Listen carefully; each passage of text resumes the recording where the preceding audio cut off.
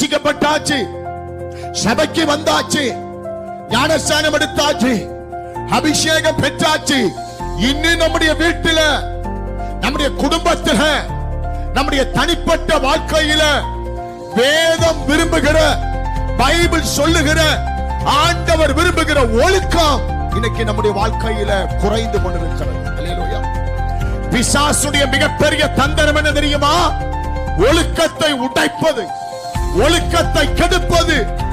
பாடசாலையிலே படிக்கிற ஒரு மாணவனுக்கு முதலாவது தேவை ஒழுக்கம்.